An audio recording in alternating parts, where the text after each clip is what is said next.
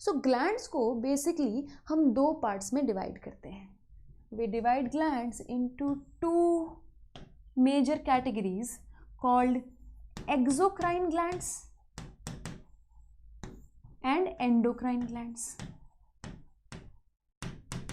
अब ये सुनते हम बहुत ज़्यादा हैं ये दो टर्मिनोलॉजी, पर हम रेयरली जान पाते हैं कि इनका मीनिंग क्या है. हालांकि मैं यूट्यूब पे पढ़ा चुकी हूँ, एक बार दोबारा सुनो. Exocrine glands secrete their secretions on some surface. किसी सरफेस पे वो अपना सिक्रीशन डालते हैं. ये सरफेस स्किन का सरफेस भी हो सकता है, जैसे स्वेट, पसीना आ रहा है, ठीक है. ये सरफेस बॉडी के अंदर कोई सरफेस भी हो सकता है, जैसे जितना भी इंजाइम रिलीज होता है वो सब GIT के अंदर वाले सरफेस पे रिलीज होता है ना. फॉर एग्जाम्पल देखो, मान लो ये स्टमक है, मान क्या लो, है ही स्टमक, है ही है. This is human stomach. Okay, so the inside surface like this, ये ऐसे ग्लैंड्स बना रहा है. ये अंदर वाला सरफेस ऐसे फोल्ड हो के ग्लैंड्स बना रहा है. These glands are called gastric glands या gastric pits. Okay, this is called a gastric gland. अब ये गैस्ट्रिक ग्लैंड को अगर मैं थोड़ा सा इनलार्ज करके दिखाऊं, इस गैस्ट्रिक ग्लैंड को थोड़ा सा इनलार्ज कर लेते हैं. यहाँ पे आओ, this is how gastric gland is. Now ये वाले जो नीचे वाले सेल्स हैं, ये वाले सेल्स, ये गैस्ट्रिक सिक्रीशंस को सिक्रीट कर रहे हैं. गैस्ट्रिक सिक्रीशंस क्या होती है? स्टमक से क्या निकलता है? HCl निकलता है, पेप्सिनोजेन निकलता है. ये सिक्रीशंस ये नीचे वाले सेल्स यहाँ पे सिक्रीट कर रहे हैं, ये वाले सेल्स सिक्रीट कर रहे हैं. और ये वाले सेल्स जो मैं अभी बना रही हूँ ऑरेंज से, ये वाले, सॉरी ऑरेंज से नहीं, येलो से, ये वाले सेल्स यहाँ की सिक्रीशंस को निकलने का रास्ता दे रहे हैं. मान लो ये सिक्रीशंस हैं, वाइट कलर की सिक्रीशंस हैं, ये इस सिक्रीशन को बाहर निकलने का रास्ता दे रहे हैं. What I want to make is, अगर मैं डिटेल में बनाऊं, ये येलो कलर के जो पोर्शन है ये कुछ भी सिक्रीट नहीं कर रहा है, ये सिर्फ बाहर निकलने का रास्ता दे रहा है सिक्रीशन को. तो इस पोर्शन को मैं डक्ट कह देती हूँ. डक्ट का क्या काम है?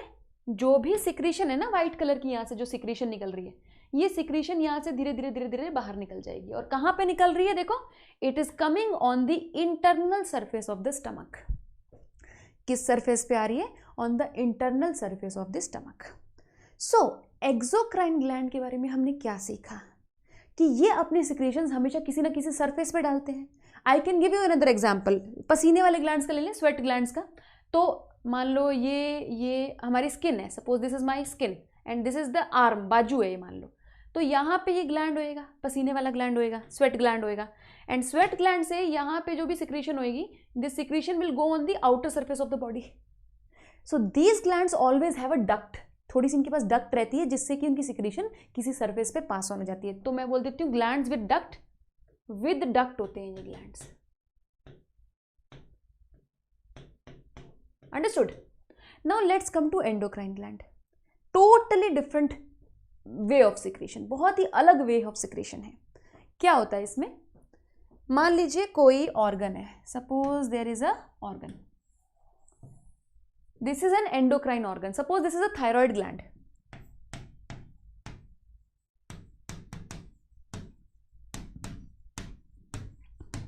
ये थायराइड ग्लैंड है. अब आपको पता है किसी भी ग्लैंड में ब्लड सप्लाई आती है आर्टरी से ब्लड सप्लाई आ रही है. ये आर्टरी ब्रेक डाउन कर रही है यहाँ पे कैपिलरीज में, है ना, छोटी छोटी कैपिलरीज में ब्रेक डाउन कर रही है. So these are the capillaries. और ये सेल्स हैं थायराइड के सेल्स हैं, मान लो these are the cells. Thyroid follicle बना देती हूँ एक, this is a thyroid follicle. ठीक है, थायराइड के सेल्स हैं. अब इनको थायराइड हार्मोन सिक्रीट करना है, तो ये कैसे सिक्रीट करेंगे? ठीक, सी, इन सेल्स को न्यूट्रिशन देने के लिए थोड़ा थोड़ा लिक्विड यहां से बाहर निकलता है. ब्लड से कुछ फ्लूइड बाहर निकलता है और उस फ्लूइड के साथ ऑक्सीजन बाहर निकलती है और ग्लूकोज बाहर निकलता है. So there is a lot of fluid here right now.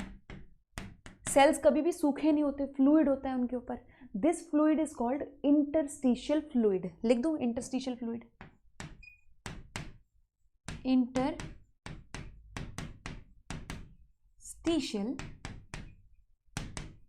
Fluid. ठीक है बेटा, इंटरस्टिशियल फ्लूइड ऑक्सीजन लेके आ रहा है और इंटरस्टिशियल फ्लूइड में ही ये CO2 रिलीज कर रहे हैं, CO2 भी रिलीज हो रहा है साथ में। और जब ये इंटरस्टिशियल फ्लूइड अंदर जाएगा, अब इंटरस्टिशियल फ्लूइड वापस भी जाता है ना, तो ये CO2 वगैरह भी वापस लेके जाता है। लेकिन क्योंकि ये एक एंडोक्राइन ग्लैंड है, ये सेल्स कुछ और भी सिक्रीट कर रहे हैं, ये अपना हार्मोन सिक्रीट कर रहे हैं। ये येलो कलर में मैंने इसका हार्मोन बनाया है, थायराइड हार्मोन बनाया है मैंने, ठीक है। अब इंटरस्टिशियल फ्लूइड के साथ ये थायराइड हार्मोन भी ब्लड में चला जाएगा। See what a difference between this and this, what a big difference. पहली बात तो these glands do not have any duct, इनके पास कोई ऐसा स्पेशल डक्ट तो नहीं है कि इस सरफेस पे छोड़ के आना है। Also they do not secrete their secretions on any surface, किसी सरफेस पे नहीं सिक्रीट करते, ये अपनी सिक्रीशंस ब्लड में सिक्रीट करते हैं। They secrete their secretions in blood and blood वो पूरी सिक्रीशंस आगे लेके जाएगा। आगे क्या होगा, this will convert into a vein. ये अब क्योंकि डीऑक्सीनेटेड ब्लड हो गया, यहाँ पे कैपिलरीज डीऑक्सीनेटेड ब्लड लेके जाएंगी, this is a when and ये वेन का ब्लड पूरी बॉडी में जाएगा इस तरीके से। सो हॉर्मोन्स एंडोक्राइन ग्लैंड्स की संतान है, ठीक है। एंडोक्राइन सिक्रीशन आप बॉडी में सिर्फ हार्मोन पढ़ते हो, डक्टलेस ग्लैंड भी बोल देते हैं इसको, डक्टलेस ग्लैंड, डक्टलेस ग्लैंड भी बोल देते हैं इसको। और बाकी सारी सिक्रीशंस एक्सोक्राइन होती हैं आपकी बॉडी में, सारी सिक्रीशंस का मतलब आप कुछ भी सोच लो, मिल्क से लेके, स्वेट से लेके, सलाइवा से लेके, इंजाइम्स से लेके, जो आपके दिमाग में आ रहा है आप सब सोच लो, म्यूकस से लेके, ईयरवैक्स से लेके, everything that you can think of in your body is a exocrine secretion except hormones. Hormones are secreted by endocrine glands. They don't have any ducts and they secrete their secretions in blood. Am I clear till here? Please tell me. Am I clear till here?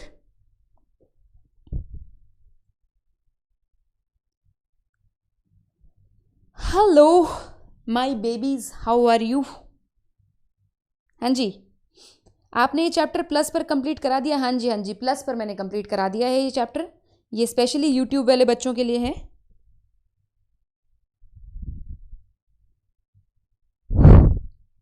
I am good, Simple Verma, very good very good very good.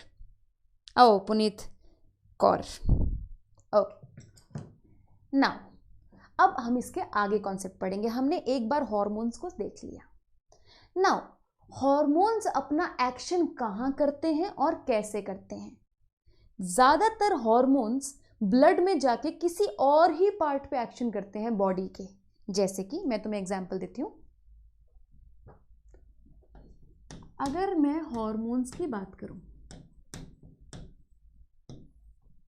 C hormones किसी एक gland से निकल के, जैसे अभी मैंने कोई gland बनाया है, राइट, हॉर्मोन्स किसी एक ग्लैंड से निकल के अब यही ब्लड पूरी बॉडी में सर्कुलेट होगा, है ना। This blood will circulate in complete body और इस ब्लड में आपका हार्मोन घूम रहा है, right. So they will most probably work on some organ far away. For example, मान लो ये पिट्यूटरी ग्लैंड है,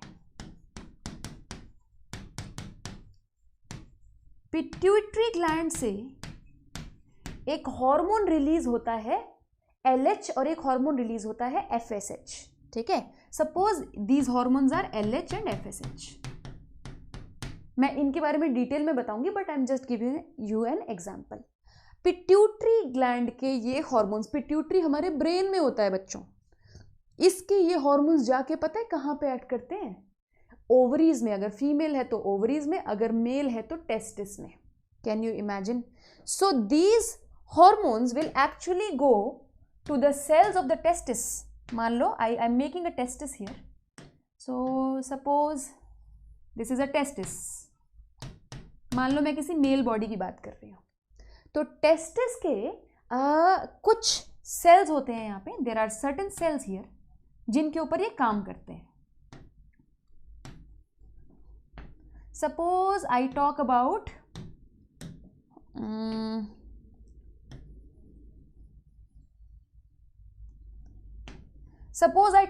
LH. So this LH, it comes in testis and it acts upon special cells of testis called Leydig cells. ये special cells के ऊपर act करते हैं जिनको Leydig cells कहते हैं बच्चों. These are very important cells. हमने रिप्रोडक्टिव सिस्टम पढ़ा है, हमें पता है लेडिक सेल्स की इंपॉर्टेंस क्या है. लेडिक सेल्स के ऊपर जब LH एक्ट करेगा तो लेडिक सेल इसके रिस्पॉन्स में एक और हार्मोन रिलीज करेगा जिसको टेस्टोस्टेरोन कहा जाता है. टेस्टोस्टेरोन. सो सोचो कहाँ ब्रेन से हार्मोन निकला है, पिट्यूटरी से हार्मोन निकला है LH, ब्लड में आता आता आता आता आता टेस्टिस के पास पहुंच गया, टेस्टिस के लेडिक सेल पे एक्ट किया और लेडिक सेल्स ने टेस्टोस्टेरोन रिलीज कर दिया. सो ऐसे हार्मोन्स को सर्कुलेटिंग हार्मोन बोलते हैं बेटा. Circulating hormone. सर्कुलेटिंग हार्मोन क्या होते हैं? जो कि बॉडी में कहीं दूर दूर एक्ट करते हैं, कहीं से रिलीज होते हैं, कहीं पे जाके एक्ट करते हैं. ठीक है. अब इसी सेल पे क्यों एक्ट किया? अब देखो LH पूरी बॉडी में घूम रहा है, पिट्यूटरी से निकला, और भी तो कहीं कहीं जगह गया होगा ना. सिर्फ टेस्टिस के सेल पे ही एक्ट क्यों किया? पैंक्रियाज के सेल पे एक्ट क्यों नहीं कर दिया? ठीक है. स्टमक के सेल्स पे एक्ट क्यों नहीं कर दिया? क्योंकि हार्मोन की औकात तभी होती है एक्ट करने की जब उस हार्मोन का रिसेप्टर उस सेल के पास होता है. ये तभी एक्ट कर पाया है because it has receptors. It has receptors for LH. This purple colour में these are LH receptors.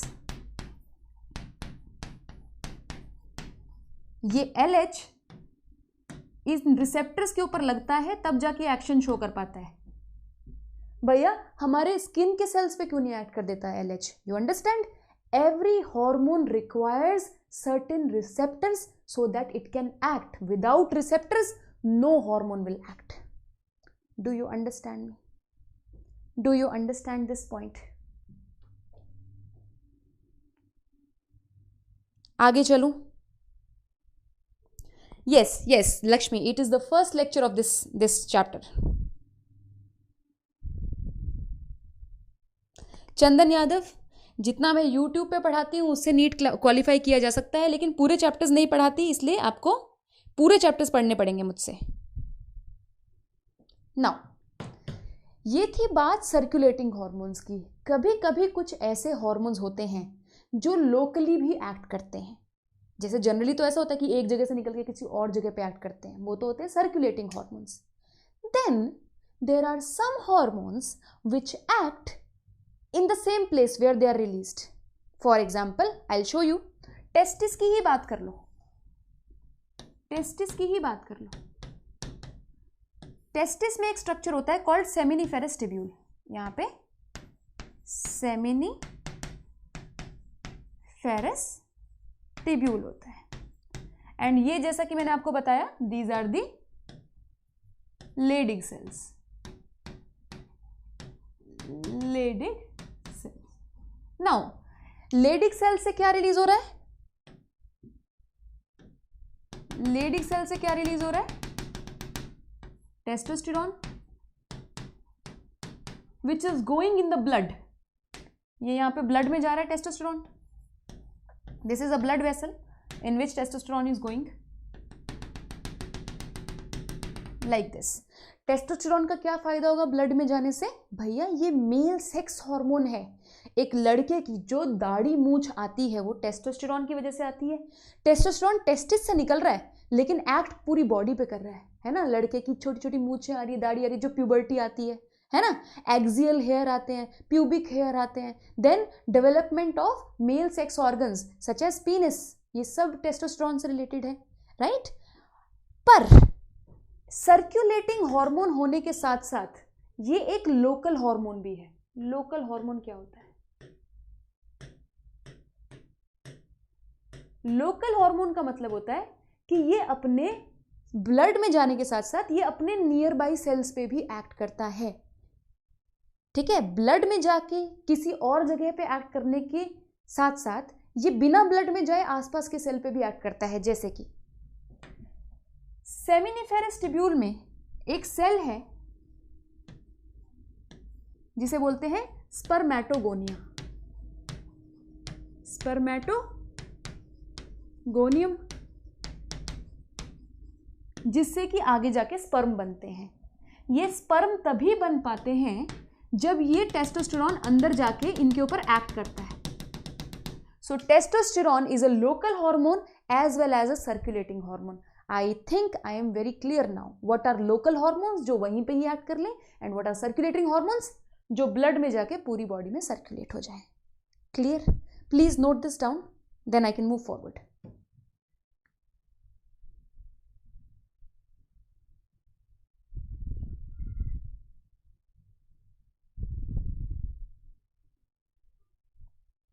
Done? Let's move forward now. Hormones के बारे में आप मेन बातें सीख चुके हो।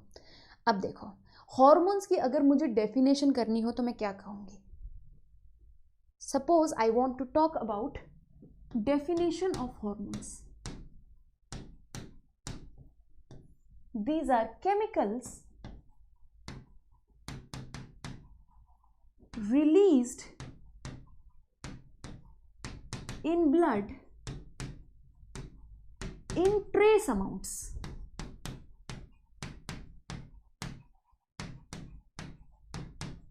बहुत ट्रेस अमाउंट का मतलब होता है थोड़ा, लेस, बहुत ही कम अमाउंट में ये ब्लड में रिलीज होते हैं। एंड एंडोक्राइन होते हैं, एंडोक्राइन सिक्रीशंस हैं ये। तो endocrine secretions released in the blood in trace amounts, they are non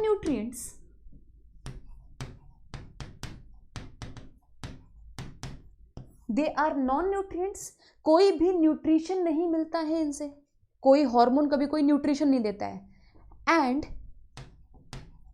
they affect the functioning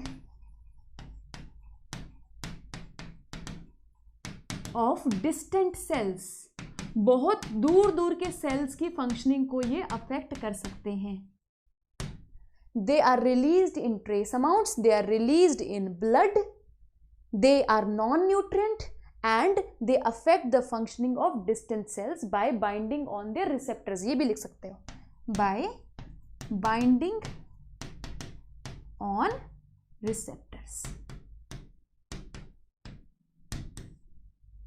ठीक है, ये इजी सी बात है, इस पे मैं ज़्यादा समय नहीं लगाऊंगी। मैं अब तुम्हें एक बेसिक बात बताना चाहती हूँ जो कि तुम्हें बार बार तंग करती है। एक हार्मोन और एक न्यूरोट्रांसमीटर में फ़र्क क्या है? हार्मोन क्या होते हैं, न्यूरोट्रांसमीटर क्या होते हैं? देखिए,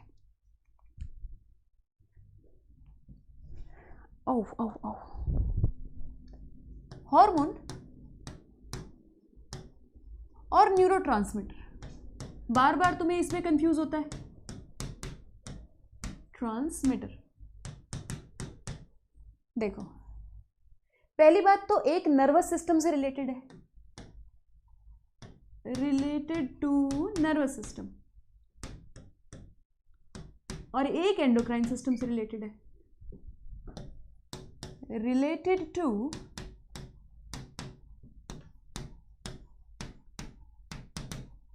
एंडोक्राइन सिस्टम। अब देखो, बहुत जगह तुम ये बात पढ़ते हो, इस चैप्टर का नाम है केमिकल कोऑर्डिनेशन, है ना, something coordination. And nervous system वाला जब मैंने तुम्हें चैप्टर पढ़ाया था वो था न्यूरल कोऑर्डिनेशन। ये कोऑर्डिनेशन क्या है, ये क्या खेल रहे हैं हम? कोऑर्डिनेशन। सुनो, ये बहुत इंपॉर्टेंट कॉन्सेप्ट है, आगे जाके तुम्हारे बहुत काम आएगा। आपकी बॉडी को कोई काम करना है तो ऐसा नहीं हो सकता ना कि आपकी बॉडी का एक ऑर्गन उस काम में साथ दे और आपकी बॉडी का दूसरा ऑर्गन उस काम में साथ ना दे। मान लो आपको भागना है, यू वांट टू रन, ऐसा नहीं हो सकता ना कि आपका लंग्स पूरा तेज़ी से काम कर रहे हैं, क्योंकि लंग्स को तेज़ी से काम करना पड़ेगा ज़्यादा एयर प्रोवाइड करने के लिए, लेकिन आपका से डाइजेस्टिव सिस्टम आपका काम ना करे, क्योंकि डाइजेस्टिव सिस्टम को थोड़ा सा कम काम करना होता है जब आप रनिंग कर रहे होते हो। सो आपके digestive system it is suppose to stop a little bit, क्योंकि आपकी एनर्जी डाइजेशन में नहीं जानी चाहिए उस वक्त, आपकी एनर्जी रनिंग में जानी चाहिए। सो अगर डाइजेस्टिव सिस्टम बात ना माने तो डाइजेस्टिव सिस्टम कहे मुझे क्या है, मैं तो चलूंगा, पूरा चलूंगा, तो हम इतनी एफिशिएंटली रन नहीं कर पाएंगे ना. This is bad for your body.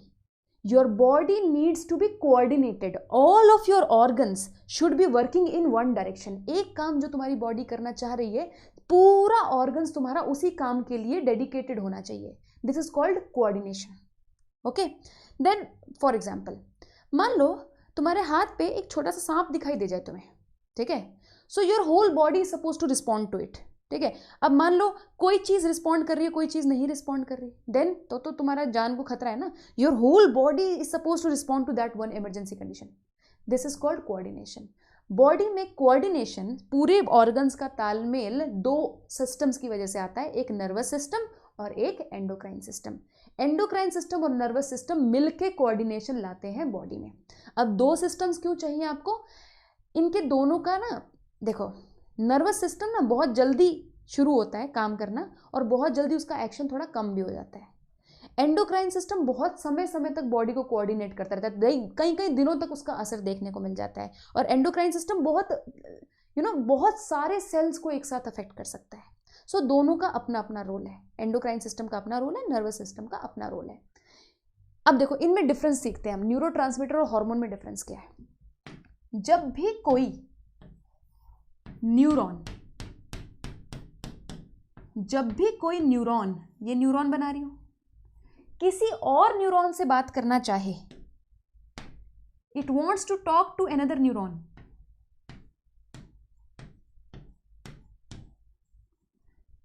तो इस एरिया में जो बीच का स्पेस होता है, दो न्यूरॉन्स के बीच के स्पेस को क्या बोलते हैं? Synapse.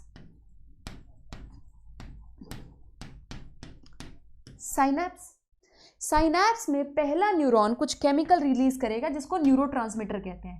First neuron will release certain chemicals which are called neurotransmitters.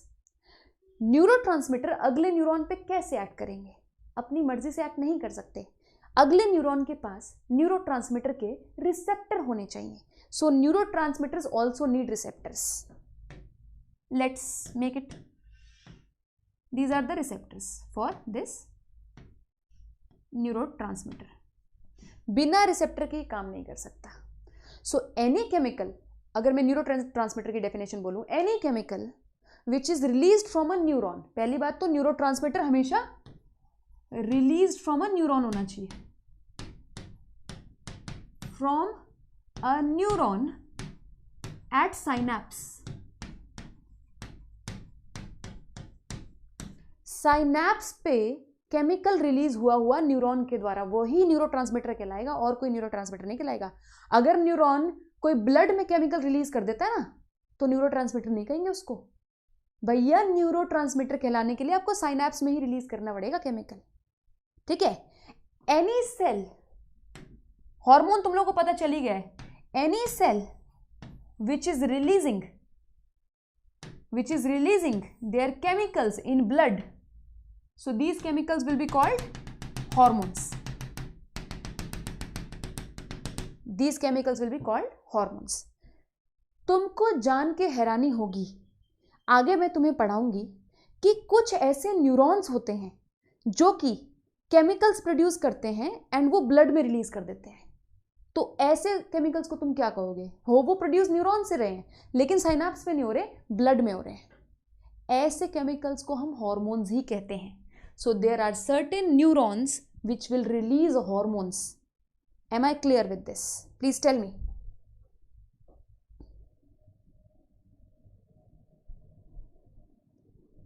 हाँ जी हामिद, मैंने आपका क्वेश्चन नहीं देखा है.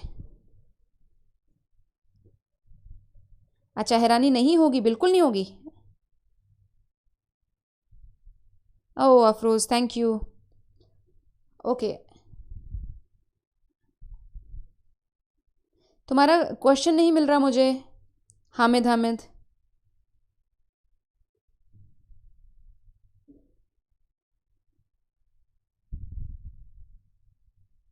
ओके, मैं आगे पढ़ा रही हूँ. Okay, next please.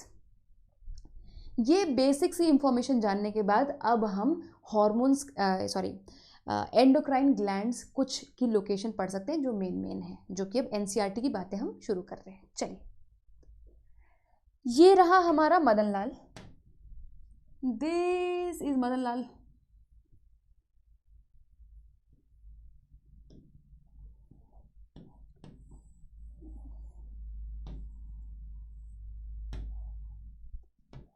Okay, you come here. Okay, थोड़ा सा जगह कम बची है मेरे पास मदन लाल बनाने के लिए, but this is basic Madan Lal, ठीक है। 3 एंडोक्राइन ग्लैंड्स मदन लाल के ब्रेन में है, मतलब तुम सबके भी ब्रेन में है। There is a endocrine gland here which is called hypothalamus, and hypothalamus के नीचे एक और ग्लैंड लगा होता है जिसको कहते हैं पिट्यूटरी। सो ये स्ट्रक्चर है pituitary, and this is hypothalamus. I'm going to mark it.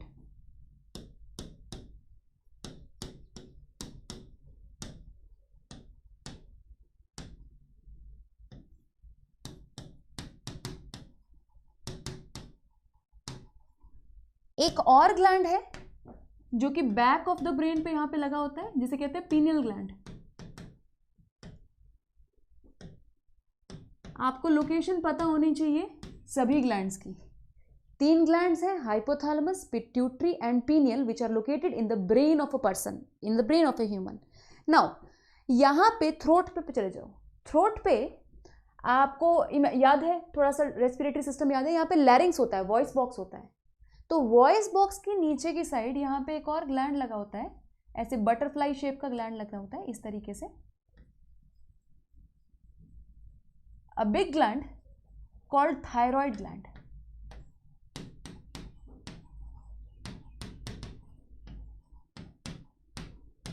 अब थायराइड ग्लैंड को थोड़ा उल्टा करो। थायराइड ग्लैंड एक्चुअली मैं अगर पीछे से देखूं तो मैं कुछ ऐसा नजर आएगा, something like this.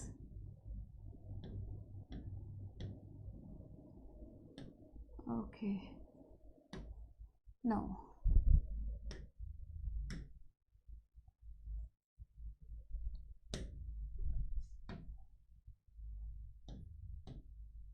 something like this.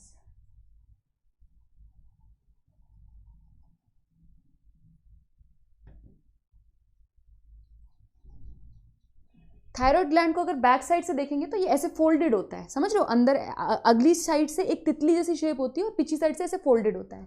जहां से ये फोल्डेड होता है प्यारे बच्चों, यहाँ पे 4 मटर के शेप के ग्लैंड्स लगे होते हैं। There are 4 glands on the back side of thyroid. These glands are called parathyroid glands. So अभी तक हमने 5 ग्लैंड पढ़ लिए हैं, 3 in the brain, 2 in the neck. तो पैराथायरॉयड यहाँ पे नहीं नजर आ रहे क्योंकि पैराथायरॉयड बैक साइड पे है, आपको नजर आ ही नहीं सकते। देन इसके जस्ट नीचे यहाँ पे, जहाँ पे हार्ट का टॉप पोर्शन है, हार्ट यहाँ पे कहीं है, हार्ट यहाँ पे कहीं है, हार्ट के ऊपर की साइड यहाँ पे एक और ग्लैंड है। There is one more gland here which is called thymus. Thymus, यहां पे कहीं मदन लाल की किडनीज हैं, किडनीज आर समवेयर हियर, ठीक है। किडनी के ऊपर रखा होता है ग्लैंड, जैसे किडनी की कैप है ऐसा लगता है देखने में। So it is like a cap on top of kidney, hat like this. It is called adrenal gland. Adrenal, renal मतलब किडनी, एड्रीनल रीनल के ऊपर। So it's a pair of adrenal gland, right. Then यहां से नीचे आएंगे, यहीं कहीं पे किडनी से थोड़ा ऊपर पैंक्रियाज आना चाहिए। एनसीईआरटी में चेक करना पड़ेगा कि किडनी के ऊपर बना है किडनी के नीचे बना है। रुको मैं चेक करके बताती हूँ।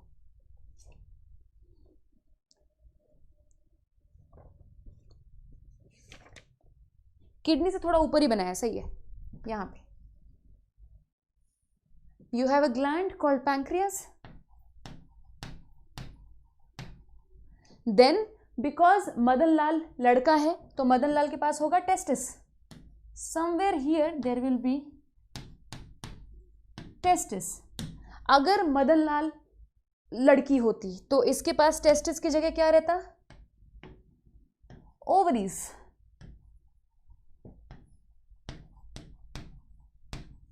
ठीक है, ये बेसिक सा स्ट्रक्चर है। और भी बहुत सारे एंडोक्राइन ग्लैंड्स हैं। योर पूरा का पूरा digestive system, it has many endocrine cells. Okay, there are kidney, even kidney has endocrine cells, your skin has endocrine cells, so lot of organs have small small endocrine cells. तो वहाँ ये चीज़ मैंने यहाँ पे बनाई नहीं है, जो मेजर सेल्स, जो मेजर ग्लैंड्स हैं उनकी बात मैंने यहाँ पे की है। Okay, so this is pretty easy. ये बहुत इजी है क्योंकि अभी हम इसको डिटेल में पढ़ेंगे। अब हम थोड़ा सा डीप में चलते हैं चैप्टर के। Let's start. मैं तुम्हें आज हल्का हल्का आइडिया दूंगी कि हाइपोथैलेमस और पिट्यूटरी आपस में कैसे जुड़े होते हैं। देखो, तुमने कभी बैंड देखा है, बैंड बाजा, या कोई भी तुमने म्यूजिकल कॉन्सर्ट देखा हो तो there is one person who is doing in front like this, right? and everybody उसके हिसाब से सब अपने अपने इंस्ट्रूमेंट्स बजाते हैं। Hypothalamus and pituitary are those band leaders, ये मास्टर्स हैं। हाइपोथैलेमस पिट्यूटरी का मास्टर है और पिट्यूटरी बॉडी के ज़्यादातर ग्लैंड्स का मास्टर है। Pituitary controls so many glands, pituitary controls thyroid gland, pituitary controls adrenal gland, pituitary controls ovaries, pituitary controls testis।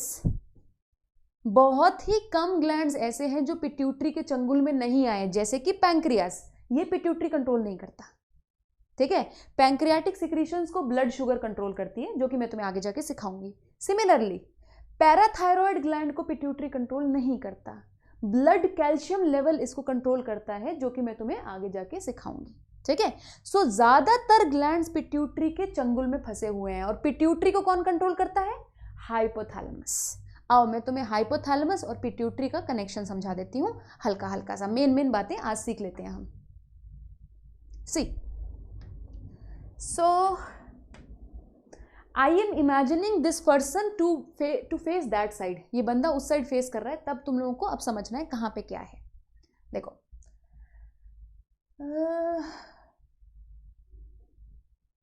this is hypothalamus, this is hypothalamus, okay, and hypothalamus is attached to pituitary through this tube like structure, this stalk called infundibulum.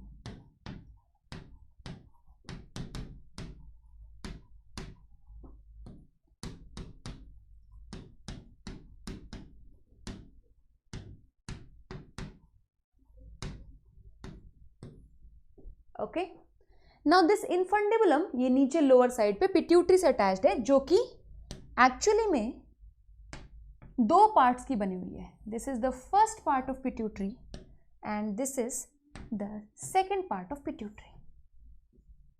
Okay, and ये बंदे की eyes यहां पे हैं कहीं पे, so you can imagine it is somewhere here. These are the eyes of this person. Madan Lal की आंखें यहां पे हैं, ठीक है। So this is the front portion of that this person. Now ये जो मैंने पर्पल कलर में बनाया है, this is called adenohypophysis. Adenohypophysis and this is called neurohypophysis.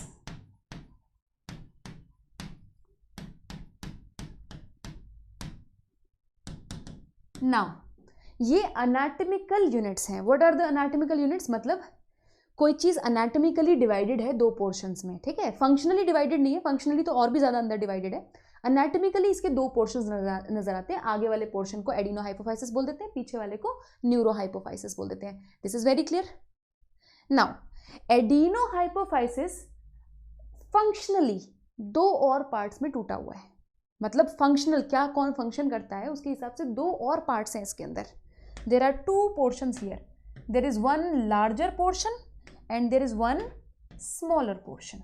Okay, so let's colour this, because without colouring तो हमारा खाना digest नहीं होएगा। And this is one smaller portion and then there यहाँ पे भी एक फंक्शनल पोर्शन है, यहाँ पे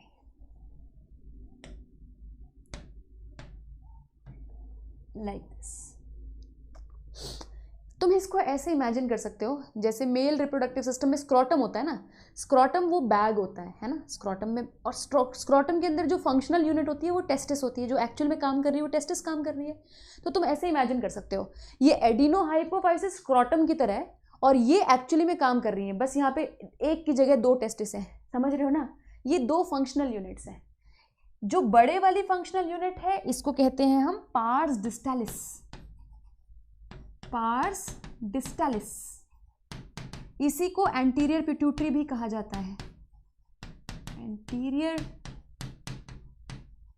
पिट्यूटरी। आई होप ये खचपच मच गया, बट एंटीरियर पिट्यूटरी लिखा हुआ है मैंने यहाँ पे, ठीक है। एंड इसको बोला जाता है पार्स इंटरमीडिया।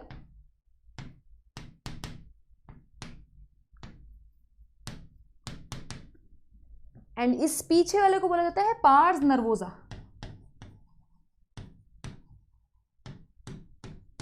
ये फंक्शनल यूनिट्स हैं, ये फंक्शनली जो एक्चुअली में हार्मोन बना रही है, कुछ काम कर रही है, वो ये वाली अंदर वाली यूनिट्स हैं, ठीक है। देखो मैं तुम्हें कुछ अच्छी बात बताती हूँ।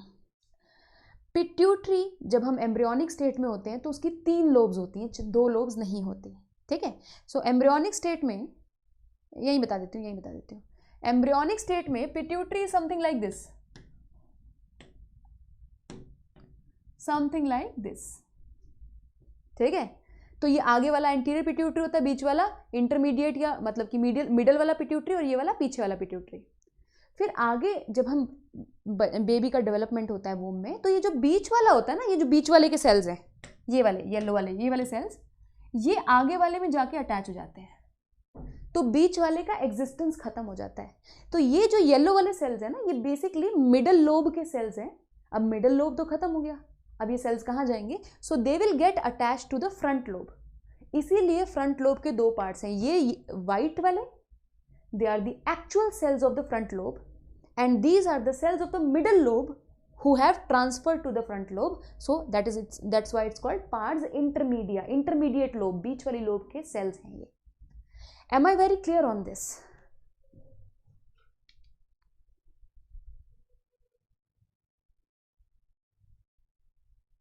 Thank you, Prithviraj.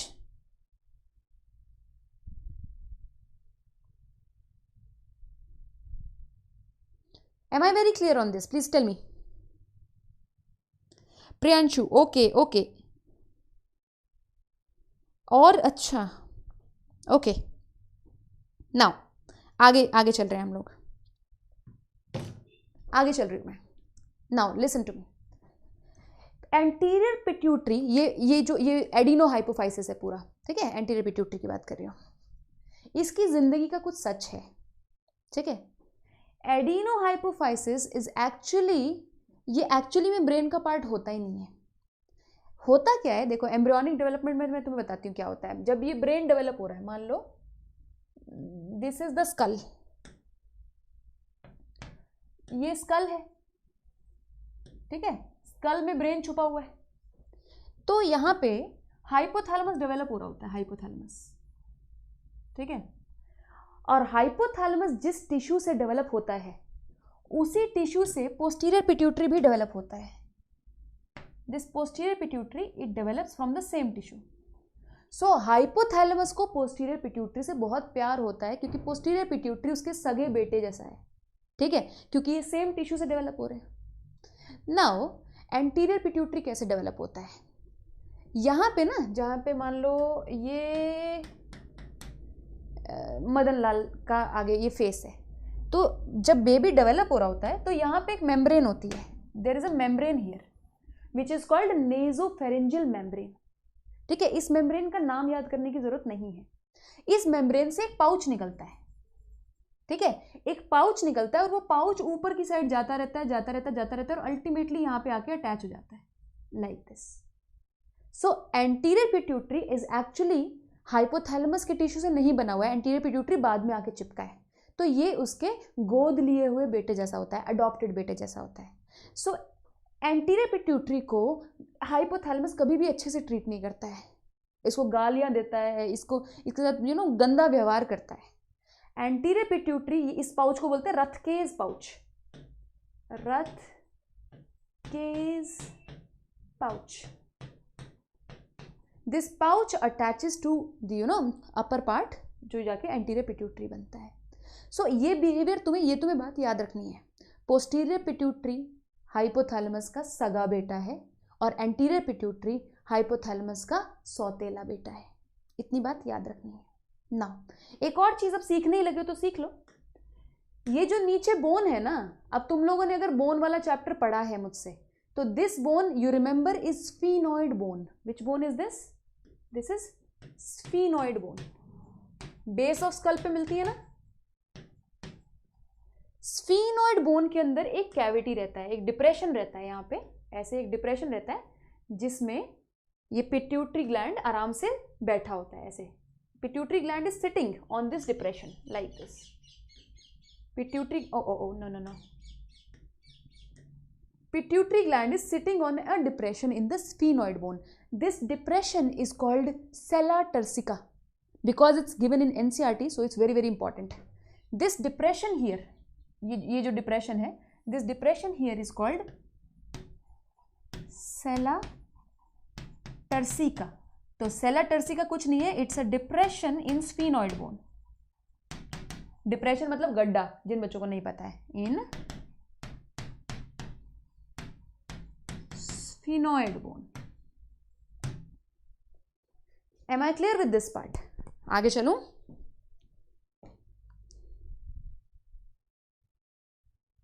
Yes, Indira right, Hamid right.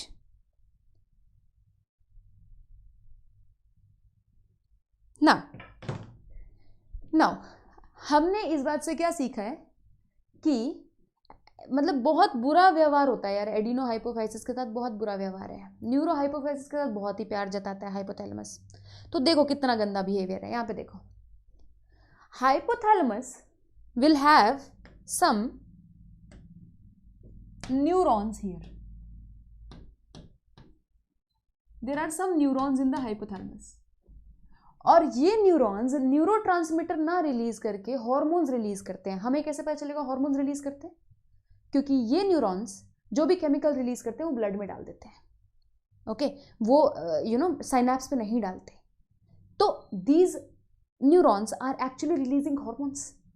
अब ये हॉर्मोन्स ब्लड में जाएंगे।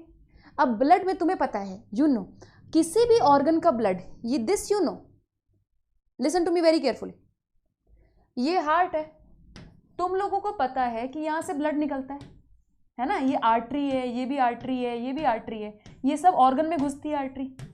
बहुत सारी आर्टरीज होती हैं, ये अलग अलग ऑर्गन्स में घुसती हैं ब्लड लेके। अब यहाँ से जो डीऑक्सीनेटेड ब्लड आता है, all the deoxygenated blood it goes into heart like this. यहाँ से वेना कावा बनती है, वेना कावा हार्ट में जाती है, ऐसे होता है ना। सभी ऑर्गन्स का डीऑक्सीनेटेड ब्लड सीधा हार्ट में जाता है। कभी भी एक ऑर्गन का डीऑक्सीनेटेड ब्लड दूसरे ऑर्गन में तो नहीं आता ना। बट कभी कभी ऐसा होता है, sometimes it happens that the deoxygenated blood, deoxygenated blood of one organ goes directly into another organ instead of going to the heart. It goes into another organ. What is this called? I have told you earlier. When deoxygenated blood of one organ enters into another organ, what is it called? Please tell me. What is it called? मैं जवाब का wait कर रही हूं.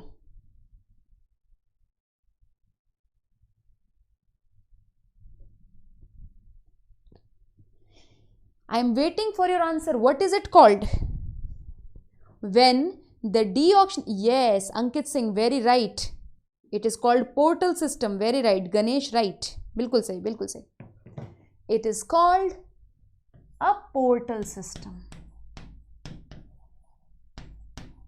It is called a portal system. ऐसे portal systems सिर्फ दो देखने के लिए मिलते हैं आपको human body में. One portal system is when deoxygenated blood of small intestine goes to liver. इसको बोलते हैं hepatic portal system. Then there is one more portal system which I will show you here. See, hypothalamus का यहाँ से blood आया, मान लो oxygenated blood आया, यहाँ से ऑक्सीजनेटेड ब्लड आया, ऑक्सीजनेटेड ब्लड आके यहाँ पे कैपिलरीज में ब्रेक डाउन हो गया, कैपिलरीज में ब्रेक डाउन हो गया है ना, यहाँ पे ऐसे कैपिलरीज में ब्रेक डाउन हो गया। अब यहाँ से ऑक्सीजन छिन गई, ऑक्सीजन ले ली सेल्स ने, CO2 रिलीज कर दी, अब ये ब्लड डीऑक्सीजनेटेड हो गया, this blood is deoxygenated now here. Now this deoxygenated blood it will not return to heart, ये डीऑक्सीजनेटेड ब्लड हार्ट में नहीं जाएगा। क्यों? क्योंकि इस डीऑक्सीजनेटेड ब्लड में बहुत सारे हॉर्मोन्स हैं जो कि इन सेल्स ने सिक्रीट किए हैं, and these hormones are in this blood now. इस डीऑक्सीजनेटेड ब्लड में हाइपोथैलेमस के बहुत सारे हॉर्मोन्स हैं। अगर ये सीधा हार्ट में चला गया तो ये हॉर्मोन्स डाइल्यूट हो जाएंगे, इधर उधर बिखर जाएंगे, अपना काम सही से नहीं कर पाएंगे। So we see a portal system here, जहां पे deoxygenated blood of hypothalamus goes down to pituitary. Deoxygenated blood of hypothalamus goes down to pituitary so that यहाँ पे ये फिर से कैपिलरीज में ब्रेक डाउन हो जाएगा। You know why? ऐसे से कैपिलरीज में ब्रेक डाउन हो जाएगा ना। Why? So that all the hormones can be, these hormones can be released here and ये पिट्यूटरी पे एक्ट कर सकें। You get my point? Hormones will be picked up from the hypothalamus and will be released in pituitary. और ये hormones कोई अच्छे hormones नहीं है, ये इसको कमांड देते हैं। जैसे घोड़े को चाबुक मारा जाता है ना, चलो अब चलो, जब घोड़े को चाबुक मारा जाता है अब रुक जाओ, ऐसे ये अपने सौतेले बेटे के लिए बिहेव करता है। यहाँ से ये ग्रुप ऑफ हॉर्मोन्स रिलीज करता है जो कि पिट्यूटरी को ये बताएंगे, एडिनोहाइपोफाइसिस वाले पार्ट को ये बताएंगे कि कब इसको अपने हॉर्मोन्स रिलीज करने और कब इसको अपने हॉर्मोन्स रोकने हैं। So hypothalamus releases 2 types of hormones for adenohypophysis specially. ये सब पोस्टीरियर पिट्यूटरी के साथ नहीं हो रहा है, पोस्टीरियर पिट्यूटरी तो लाडला बेटा है, राजा बेटा है, उसके साथ क्यों होगा? सब कुछ इसके साथ हो रहा है। It will release 2 types of hormones here.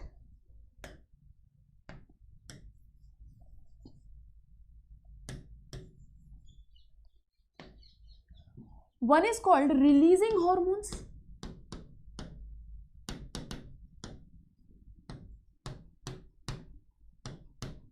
One group is called releasing hormones, other group is called inhibiting hormones.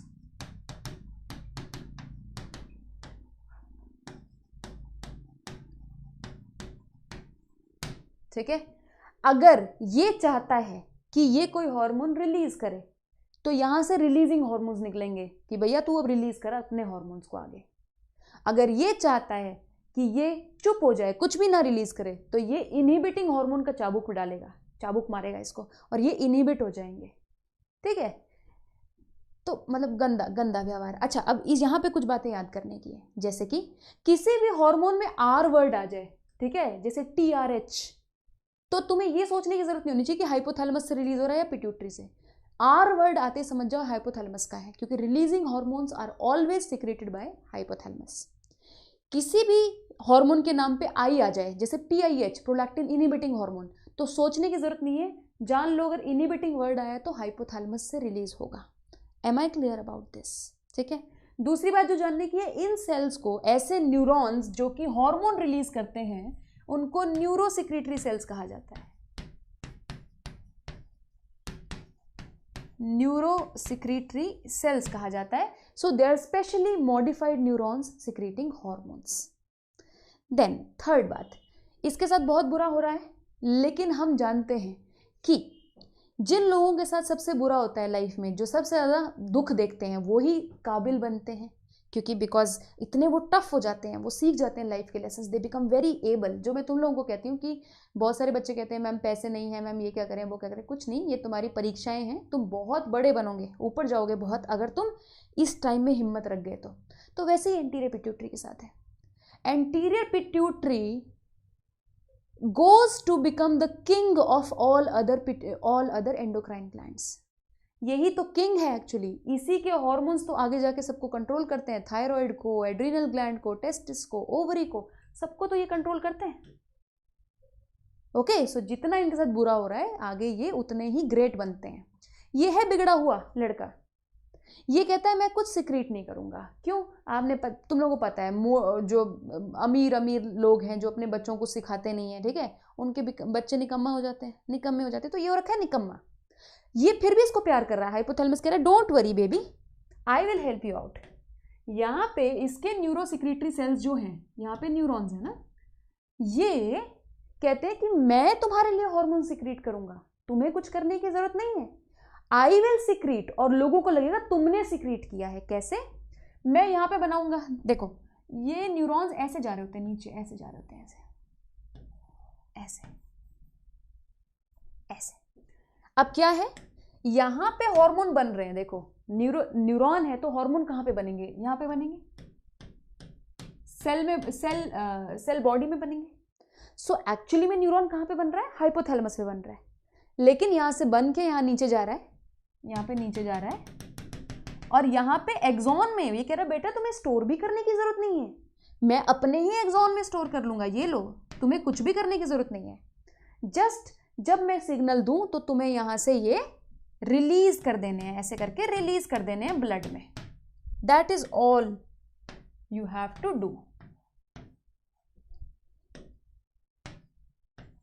ठीक है, लोगों को लगेगा कि तुमने सिक्रीट किए हैं, लेकिन हम जानते हैं एज साइंस स्टूडेंट्स कि पोस्टीरियर पिट्यूटरी एक्चुअली में does not manufacture any hormone, simply they release the hormones which are being manufactured by hypothalamus itself in its neurosecretory cells which are going back into the posterior pituitary. यहाँ पे कोई portal system वाला कोई role नहीं है। Portal system सिर्फ anterior pituitary के लिए, सौतेले बेटे के लिए। पोर्टल सिस्टम में एक और चीज बतानी है, इस वेन को, ये वेन है ना, this is called hypophyseal portal vein.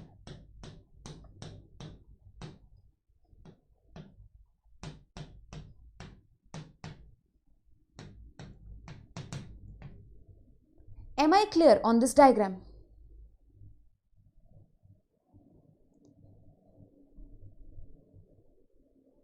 Am I clear on this diagram? Okay. So now, I hope I am very clear about this. आज के लिए मैं इतना ही पढ़ाऊंगी। ये चैप्टर बहुत ही प्यारू सा है, छोटा सा है, तो जल्दी ही ख़त्म हो जाएगा। आई थिंक 5-6 क्लासों के अंदर ये ख़त्म हो जाना चाहिए, हो सकता है थोड़ा सा और टाइम लग जाए। So if you like this class, मुझे कमेंट्स में बताना if you like this class, and आप वीडियो लाइक कर दीजिए अगर आपको अच्छी लगी है तो। मुझे पता है तुम लोगों को अच्छी लगी है तो लाइक कर दो, ड्रामे मत करो। एंड चैनल को सब्सक्राइब कर दो ताकि तुम्हें सारी नोटिफिकेशंस मिलती रहे। चैनल को सब्सक्राइब करने के साथ साथ तुम टेलीग्राम पे आ जाओ। सो टेलीग्राम पे कोई नोटिफिकेशन मिस होता ही नहीं है। वहाँ पे मैं छोटी सी क्लिप डाल देती हूँ, तो वो क्लिप में मैं आपको पूरे दिन का शेड्यूल बता देती हूँ कि 4 बजे क्या कराऊंगी, 6 बजे क्या कराऊंगी। और प्लस वाले बच्चों के लिए भी डाल दिया करूँगी कि प्लस में आज क्या क्या हम लोगों ने पढ़ना है। अगर तुम प्लस पे पढ़ना चाहते हो मुझसे, क्रैश कोर्स पढ़ना चाहते हो, प्लांट फिजियोलॉजी पढ़ना चाहते हो पूरी डिटेल में, इकोलॉजी, सब कुछ तुम पढ़ना चाहते हो, तो प्लस ज्वाइन कर लो। प्लस ज्वाइन करने का जो कोड है वो है ऋतु लाइव। ऋतु लाइव कोड से आप ज्वाइन करोगे तब आपको 10% ऑफ मिल जाएगा, प्लस आपको मेरे कोर्सेज में आने का मौका मिल जाएगा, प्लस आपको मेरे नोट्स मिल जाएंगे। ठीक है, सो और 6 महीने की फीस अगर आप ये कोड डालते हो आपको पड़ेगी 20-21 हज़ार रुपये पड़ेगी कुछ, जिससे कि आप सभी कुछ पढ़ सकते हो। आप केमिस्ट्री भी पढ़ सकते हो, फिजिक्स भी पढ़ सकते हो, और बायोलॉजी भी पढ़ सकते हो। Everything that you will get there. And I am starting some new courses, some very good exciting courses. तो आप नीट और बोर्ड्स का प्रिपरेशन कर सकते हो उस कोर्स से। ठीक है, तो आपको एक सब्सक्रिप्शन लेना है, बाकी सभी कोर्सेज आप इससे ज्वाइन कर पाओगे। आई will see you, thank you so much. 6 बजे मैं मिलती हूँ आपको फोटोसिंथेसिस के लिए। फोटोसिंथेसिस में आज होपफुली लाइट रिएक्शन हम शुरू कर देंगे। Okay, I will see you, thank you, bye bye.